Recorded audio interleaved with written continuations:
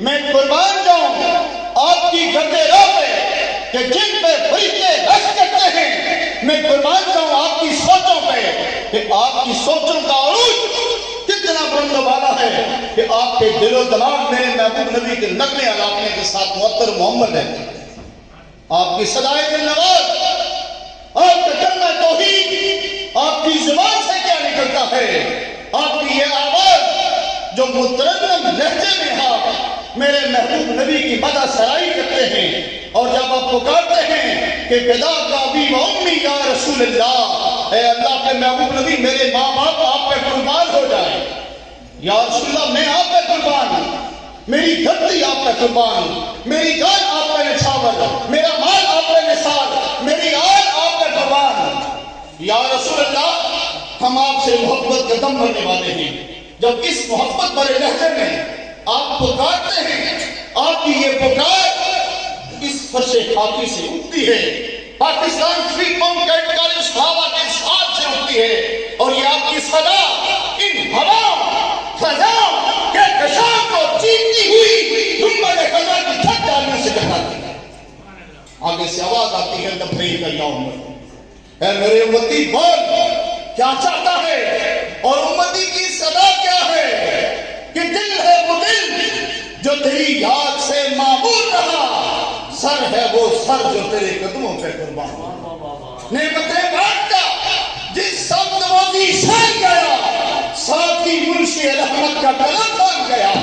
آج میں ان کی بنا آج مدد بھائی اٹھے، پھر زمانے کے قیامت کو اگر مان گیا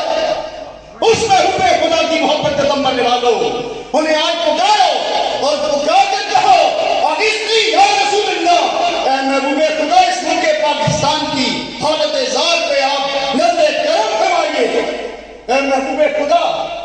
ہم آپ کا کلمہ پڑھنے والے ہیں، ہم آپ کے ساتھ محبت کرنے والے ہیں، اے اللہ کے محبوب نبی ہم آپ کو ایمان رکھتے ہیں کہ لا نبی باقی محبوب خدا کے بعد کوئی نبی نہیں۔ محبوب خدا اس امت حال کی حالت کو دیکھیے کہ یہاں پہ بچے سے لے کر تینوں جوان کو دیکھیے، آپ کی محبت کا دم بڑھتا ہے۔ اے محبوب خدا یہ نغمہ صدائے دل نواز دہراتا ہے، ماں کان محمد ابا احد من رجالکم ولکن رسول اللہ و خاتم النبیین، یہ صدا گونجتی ہے ایوانوں میں بیٹھے ہوئے ان مقتدر شخصیات کے کانوں میں گونجتی ہے، ان کے دل لرزہ برندام ہو جاتے ہیں۔ یہ صدا معمولی نہیں ہے، یہ آواز اس قرآن میں سمجھو یہ خاص ہے، اور میں یہ دعا کرتا ہوں کہ اے خدا یا وحق کے بنی فاطمہ کہ بلکہ نہیں معمولی فاطمہ اگر دعوت اللہ کنی بر قبول منا دستوں کا مانے والے رسول، اے مالک الجلال جسے تو نے اتنی ساری قوت دی ہے، پروردگار نے اسے بازو حیدر دیا تھا۔ اے مالک الجلال ہم تیری بارگاہ میں التجا کرتے ہیں، ہم نے اپنی محبوب نبی کی محبت کی قسم کھائی ہے، تو جب قسم کھائی ہے تو یا رسول اللہ ہمارا سب کچھ تن من دھن آپ پہ نثار۔ اے اللہ کے نبی آج ہماری حالت یہ ہے کہ آپ کا نام لیتے ہوئے بھی جب لوگ ڈرتے ہیں پاکستان نعت موصل کا یہ اعزاز ہے کہ دنیا کے کونے کونے میں اپنا پیغام آپ کریں گے۔ آج جس دور سے گزر رہے ہیں کہ لوگ اقتدار صاحب کو کھڑا کر کے